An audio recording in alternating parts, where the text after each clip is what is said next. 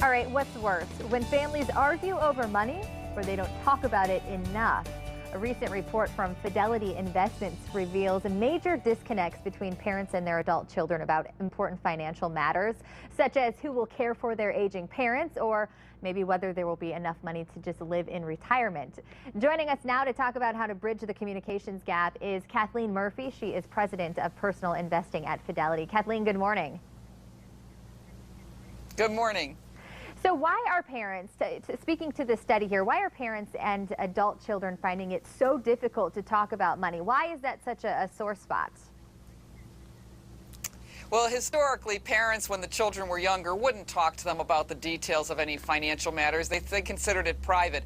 But as the parents age, parents are going to live to be 95 or 100 on average. Healthcare costs go up. The children become adults, and they become that sandwich generation that are trying to take care of their own kids, save for retirement, and help their parents.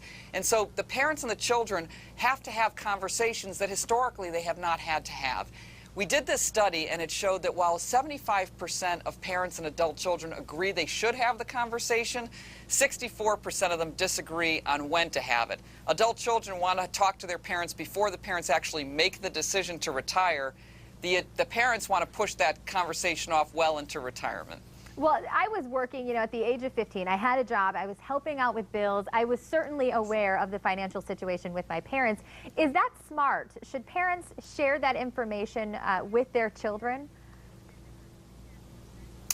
Well, I think having the children understand what the basic finances of the home are, how they need to help, as is the case with you, is really healthy and important. To the extent that they don't feel comfortable about that, and as the children age and become adults, it does become really important. So again, even if the parents don't want to share all the particulars of their finances, there's categories of things that they need to talk about. So for example, what are the priorities of the parents in retirement? Are they going to downsize? Where are they going to live? That quickly leads to, are they ready for retirement?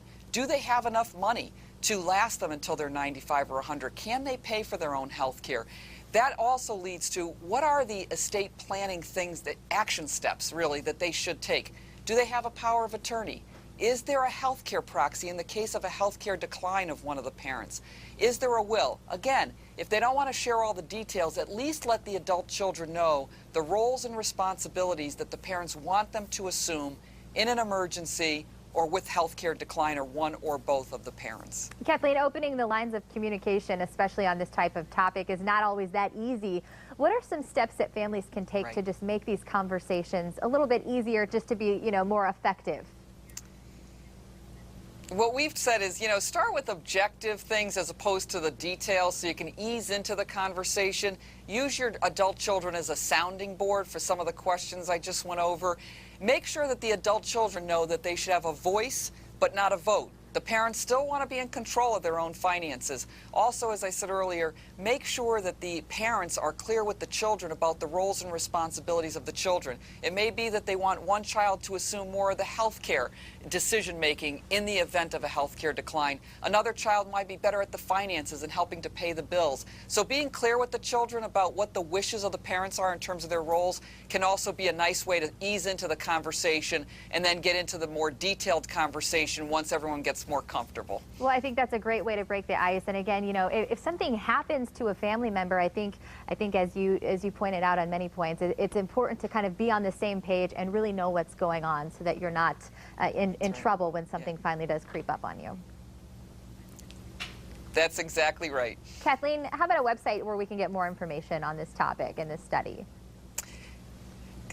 Go to fidelity.com. We've got a tremendous amount of information, research, practical tips, suggestions for how to get the conversation started. Even print something out. Sometimes if you have something printed and give it to your parents, that's easier than just starting the conversation from scratch. Kathleen, thank you. Thank you. We're going to have all of this information and more on fox4morningblend.com.